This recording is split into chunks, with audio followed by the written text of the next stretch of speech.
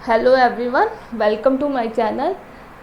हमने business studies का form of business organisation chapter को स्टार्ट किया हुआ है। उसी के पार्ट 2 को आज हम कवर करेंगे। जिन बच्चों ने अभी तक पार्ट 1 को नहीं देखा है वो जाकर ज़रूर देखें। तो चलिए स्टार्ट करते हैं आज के इस वीडियो को। आज हम पार्टनरशिप के बारे में डिस्कस करेंगे। जो पार्टनरशिप का टॉपिक है वो आपका 2 पार्ट में कवर होगा। अगर मैं बात करूँ पार्टनरशिप की, पार्टनरशिप क्या होता है? पार्टनरशिप में क्या होता है कि यहाँ पर 2 या 2 से ज़्यादा पर्सन, आप बोल सकते हो, एक एग्रीमेंट करते हैं। एग्रीमेंट आपका ओरल भी हो सकता है, रिटन भी हो सकता है। वो एग्रीमेंट करते हैं कि वो आपस में अपना प्रॉफिट शेयर करेंगे, अपना लॉस एक साथ शेयर करेंगे, वो एक साथ बिजनेस करेंगे, एक साथ रिस्क को फेस करेंगे। यानी कि 2 या 2 से ज़्यादा पर्सन एक साथ एक एग्रीमेंट करते हैं कि वो अपना बिजनेस करेंगे, साथ में प्रॉफिट शेयर करेंगे, लॉस भी एक साथ शेयर करेंगे और रिस्क भी एक साथ फेस करेंगे। द इंडियन पार्टनरशिप एक्ट 1932, ये एक्ट आपको याद रखना बहुत ज़्यादा ज़रूरी है। कल हमने हिंदू अनडिवाइडेड फैमिली का भी एक्ट डिस्कस किया था, उसका एक्ट था 1956। अगर मैं बात करूं पार्टनरशिप की तो इसका एक्ट है 1932 defines partnership as the relationship between person who have agreed to share the profit of the business carried on by all। यानी कि पार्टनर्स जो है वो आपस में एग्रीमेंट करते हैं कि वो अपना जो प्रॉफिट है वो शेयर करेंगे एक साथ। जो आपका बिजनेस है वो सारे एक साथ मिलकर चलाएंगे। और any one of them acting for all, इसका मतलब क्या हुआ कि उनमें से एक पर्सन दूसरों के बिहाफ पर भी काम कर सकता है। यानी कि वो एक साथ भी काम कर सकते हैं या तो फिर एक पर्सन उनके बिहाफ पर भी काम कर सकता है। जैसे कि मान लीजिए आपके पास 4 पार्टनर है, PQRS। जो P है वो अकेला इनके बिहाफ पर भी काम कर सकता है, लेकिन जो प्रॉफिट होगा वो सारे एक साथ ही शेयर करेंगे। इसका मतलब ये नहीं हुआ कि जो P है वो अकेला काम कर रहा है तो सारा प्रॉफिट यही लेगा, ऐसा नहीं होगा। वो एक साथ सारे प्रॉफिट को शेयर करेंगे। यानी कि ये एक साथ सारे भी बिजनेस एक साथ भी चला सकते हैं या इनमें से कोई एक पर्सन इनके बिहाफ पर भी काम कर सकता है। Partnership is the relation between person competent to make contract who have agreed to carry on a lawful business in common with the view to private gain। यानी कि यहाँ पर क्या होता है कि एग्रीमेंट किया जाता है, कॉन्ट्रैक्ट किया जाता है कि हम एक लॉफुल बिजनेस चलाएंगे प्राइवेट गेन के लिए, यानी कि प्रॉफिट के लिए। नेक्स्ट हम बात करेंगे पार्टनरशिप के फीचर्स क्या होते हैं। अगर मैं बात करूं, सबसे पहले हमारे पास फॉर्मेशन होती है। पार्टनरशिप की जो फॉर्मेशन होती है वो एक्ट 1932 के अकॉर्डिंग होती है। यहाँ पर सिंपल क्या होता है कि एक एग्रीमेंट होता है। इस एक्ट के अकॉर्डिंग एक एग्रीमेंट होता है। यहाँ पर कुछ टर्म एंड कंडीशन लिखी होती है कि जैसे कि कौन सी रेशो में पार्टनर्स प्रॉफिट शेयर करेंगे, अगर लॉस होता है उसको किस रेशो में शेयर करेंगे।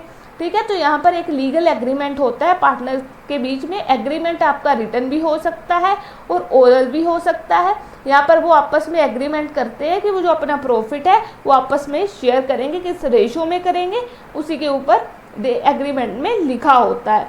अगर मैं बात करूँ कि मान लीजिए कोई 2 पर्सन अगर वो अपना पार्टनरशिप करते हैं, यानी कि वो अपना बिजनेस चलाते हैं चैरिटी के लिए, तो वो पार्टनरशिप नहीं होगी।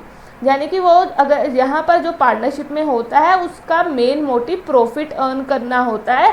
अगर 2 पर्सन आपके बिजनेस को स्टार्ट करते हैं चैरिटी के पर्पस के लिए तो वो पार्टनरशिप नहीं होगी। नेक्स्ट हम बात करेंगे लायबिलिटी के बारे में। जो लायबिलिटी होती है पर्सन की वो अनलिमिटेड होती है। यानी कि अगर उनके बिजनेस की एसेट संपत्तियां बेचकर जो आपने लोन लिया है, किसी से कर्जा लिया है, वो रिटर्न नहीं कर पा रहे हो तो उनकी जो पर्सनल एसेट्स है, पर्सनल संपत्ति है, उसको बेचकर लोन को रिकवर किया जाएगा। The partner of a firm have unlimited liability. Personal assets may be used for repaying debts in case the business assets are insufficient। यानी कि अगर उनकी जो बिजनेस की एसेट्स है, संपत्तियां हैं, उनकी इतनी काफ़ी नहीं है कि लोन वापस कर सके, तो उनकी जो पर्सनल एसेट्स होगी उन्हें सेल कर लोन को रिकवर किया जाएगा। यानी कि इनकी जो लायबिलिटी है वो अनलिमिटेड होती है। रिस्क वेयरिंग, अब देखिए जो पार्टनर है वो एक साथ ही सारा रिस्क फेस करेंगे ना, वो क्योंकि एक साथ ही सारा प्रॉफिट शेयर करेंगे, लॉस भी एक साथ ही शेयर करेंगे, यानी कि सब चीज़ों को वो आपस में बांटेंगे, रिस्क भी सारे एक साथ ही शेयर करेंगे। अब देखिए सोल प्रोप्राइटरशिप में क्या होता है कि सिर्फ एक पर्सन होता है, उसी को सारा रिस्क फेस करना पड़ता है, लेकिन पार्टनरशिप में क्योंकि एक से ज़्यादा पर्सन होते हैं तो एक साथ मिलकर रिस्क को फेस करेंगे, प्रॉफिट भी आपस में शेयर करेंगे, और अगर कल को जाकर लॉस भी होता है तो लॉस भी उसी रेशो में शेयर करेंगे जिस रेशो में ये प्रॉफिट को शेयर करते हैं। नेक्स्ट हम बात करेंगे डिसीजन मेकिंग एंड कंट्रोल। अब देखिए जो डिसीजन होता है इनके लिए वो आसान होता है क्योंकि ये एक दूसरे की सलाह लेकर ही डिसीजन लेते हैं। Decision are generally taken with mutual consent, यानी कि एक दूसरे से सलाह लेकर ही एक डिसीजन लेते हैं, क्योंकि आप क्या कर रहे हो, पार्टनरशिप में काम कर रहे हो, जहाँ पर एक पर्सन डिसाइड नहीं करेगा कि कौन सा डिसीजन लेना है, यानी कि सारे पार्टनर मिलकर आपस में एक दूसरे की सलाह लेकर ही कोई डिसीजन लेते हैं। Continuity, the partnership is characterized by the lack of continuity of business। अब इसका मतलब क्या हुआ, मान लीजिए आपके किसी पर्सन की, पार्टनर की डेथ हो जाती है या रिटायर हो जाता है या इंसॉल्वेंसी हो जाती है, तो इस केस में आपका जो बिजनेस है वो एंड हो जाएगा, यानी कि बिजनेस बंद हो जाएगा। लेकिन यहाँ पर एक कंडीशन होती है, अगर बाकी के पार्टनर बिजनेस को कंटिन्यू चलाना चाहते हैं तो उनको एक नया एग्रीमेंट करना पड़ेगा। अब मान लीजिए आपके पास 10 पार्टनर है, उनमें से किसी की डेथ हो जाती है, कोई रिटायर हो जाता है, या फिर किसी की इंसॉल्वेंसी हो जाती है, तो इस केस में क्या होगा, एक बार तो आपका बिजनेस बंद हो जाएगा, लेकिन अगर आप उसे कंटिन्यू रखना चाहते हो, अगर पार्टनर चाहते हैं कि उनका जो बिजनेस है वो कंटिन्यू चलता रहे, तो उन्हें एक न्यू एग्रीमेंट करना होगा। यानी कि आप बोल सकते हो कि यहाँ पर जो कंटिन्यूटी है वो हो सकती है, लेकिन अगर वो सारे पार्टनर चाहे, यानी कि अगर किसी की डेथ हो जाए या कोई रिटायर हो जाए, उस केस में क्या होगा, पार्टनरशिप का जो एक बार तो एग्रीमेंट खत्म हो जाएगा, अगर वो अपने बिजनेस को कंटिन्यू रखना चाहते हैं तो उन्हें एक नया एग्रीमेंट साइन करना होगा। नेक्स्ट हम बात करेंगे नंबर ऑफ पार्टनर्स की। अगर मैं बात करूँ, minimum number of partners partnership में 2 होने चाहिए और मैक्सिमम आपके पास 50 होते हैं, यानी कि मिनिमम 2 हो गए, मैक्सिमम 50 हो गए, 50 से ज़्यादा नहीं होने चाहिए। म्यूचुअल एजेंसी, देखिए हर एक पार्टनर एजेंट भी होता है, प्रिंसिपल भी होता है। वो कैसे, देखिए आपके पास 4 पार्टनर है, P, Q, R और S। अब P ने इन तीनों को ऑर्डर दे दिया कुछ काम करने के लिए, यहाँ पर ये प्रिंसिपल का काम कर रहा है। अब इन तीनों ने P को कुछ ऑर्डर दे दिया कुछ काम करने के लिए, यहाँ पर P एजेंट का काम कर रहा है, यानी कि पार्टनर प्रिंसिपल भी हो सकता है, एजेंट भी हो सकता है, दोनों रोल को प्ले करता है, प्रिंसिपल भी होता है और एजेंट भी होता है। नेक्स्ट हम बात करेंगे मेरिट्स ऑफ पार्टनरशिप के बारे में कि पार्टनरशिप के क्या क्या बेनिफिट्स हैं।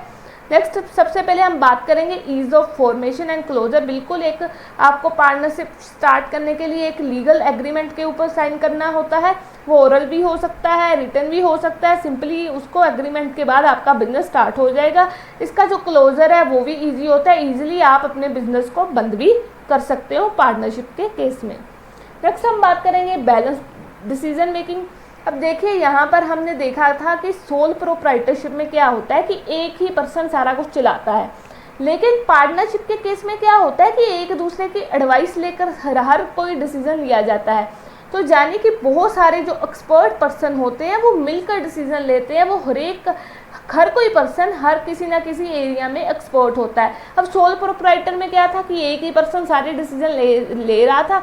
अब जरूरी तो नहीं है ना एक पर्सन हर चीज़ में एक्सपर्ट हो, तो यहाँ पर बहुत सारे लोग होते हैं अलग अलग फील्ड में एक्सपर्ट होते हैं, वो मिलकर डिसीजन लेते हैं। यहाँ पर गलतियाँ होने के चांस जो होते हैं वो कम होते हैं, इसलिए जो डिसीजन होता है वो मोर बैलेंस्ड होता है। मोर फंड्स, अगर मैं कंपेयर करूँ सोल प्रोप्राइटरशिप के साथ, वहाँ पर सिर्फ एक पर्सन था जो सारा फंड लेकर आता था, लेकिन पार्टनरशिप में क्या होता है जो कैपिटल होती है यानी कि जो पैसा होता है वो नंबर ऑफ पार्टनर्स के द्वारा लगाया जाता है। यहाँ पर आपके जो पार्टनर्स होते हैं वो 50 तक हो सकते हैं, यानी कि मोर फंड, वो जितने ज़्यादा पार्टनर होंगे उतना ज़्यादा पैसा लेकर आएंगे। तो इसके सोल प्रोप्राइटरशिप से ज़्यादा फंड्स होते हैं पार्टनरशिप में, क्योंकि यहाँ पर पर्सन जो होते हैं वो ज़्यादा होते हैं। नेक्स्ट हम बात करेंगे शेयरिंग ऑफ रिस्क। देखिए, अगर ये सारे एक साथ प्रॉफिट शेयर कर रहे हैं तो रिस्क भी एक साथ मिलकर ही शेयर करेंगे, यानी कि कुछ भी हो, कल को रिस्क फेस करना पड़ जाए, बिजनेस के में कुछ लॉस हो जाए या कुछ भी हो जाए, तो एक पर्सन के ऊपर बर्डन नहीं पड़ेगा, यानी कि एक इंडिविजुअल पार्टनर के ऊपर बर्डन नहीं पड़ेगा, स्ट्रेस नहीं पड़ेगा, यानी कि यहाँ पर सभी मिल बांट कर अपना जो रिस्क है उसको शेयर करेंगे।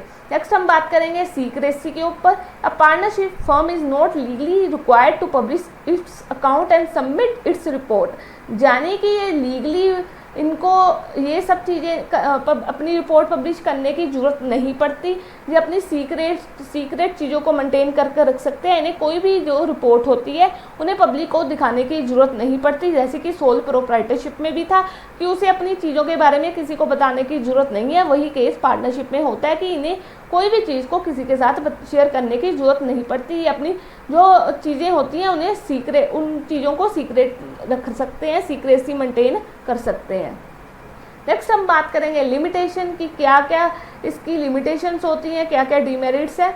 सबसे पहले हम बात करेंगे अनलिमिटेड लाइबिलिटी के ऊपर। अब सोल प्रोप्राइटर के केस में भी उसकी जो लाइबिलिटी थी वो अनलिमिटेड थी, पार्टनरशिप के केस में भी जो पार्टनर की लाइबिलिटी होती है वो अनलिमिटेड होती है, कि अगर उन्होंने किसी से कर्जा लिया है, अगर वो बिजनेस की जो संपत्ति है उसको बेचकर वो अपना कर्जा नहीं दे पा रहे हैं, तो जो उनकी पर्सनल एसेट्स होती हैं उनको बेचकर उनका जो लोन होता है उसको पे किया जाएगा, यानी कि उनकी जो जितनी भी पर्सनल एसेट होगी उनको बेचकर उनका सारा लोन रिकवर किया जाएगा। नेक्स्ट हम बात करेंगे लिमिटेड रिसोर्सेज के बारे में। अब देखिए, पार्टनरशिप में क्या होता है ना, हमने मेरिट में पढ़ा मोर फंड्स, यानी कि पार्टनर तो ज़्यादा होते हैं, लेकिन यहाँ पर क्या होता है कि रिस्ट्रिक्शन होती है कि 50 से ज़्यादा पार्टनर नहीं आ सकते।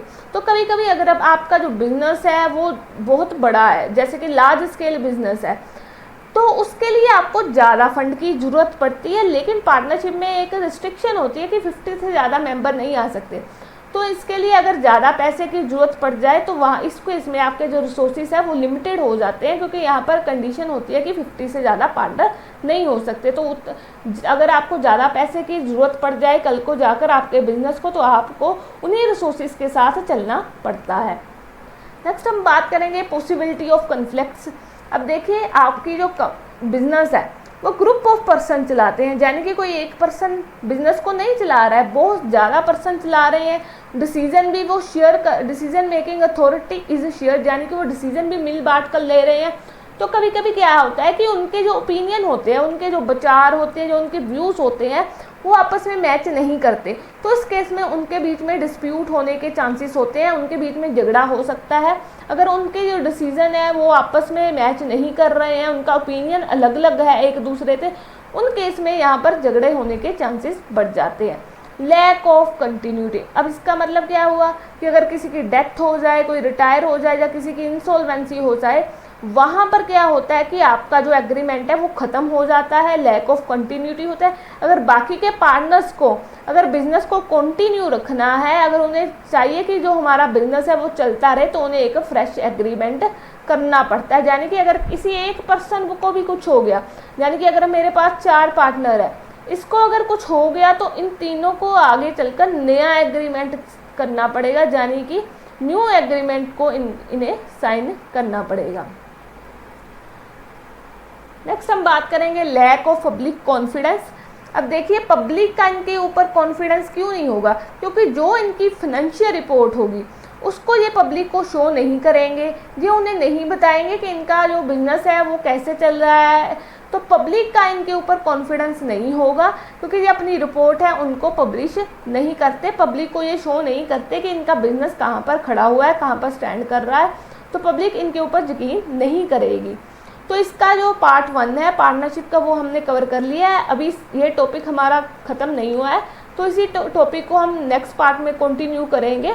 अगर अभी तक आपने मेरे चैनल को सब्सक्राइब नहीं किया है तो कर लें, शेयर भी करें और लाइक भी करें और कमेंट कर कर बताएं कि आपको ये लेक्चर कैसा लगा। तो मिलते हैं नेक्स्ट वीडियो में। Thank you.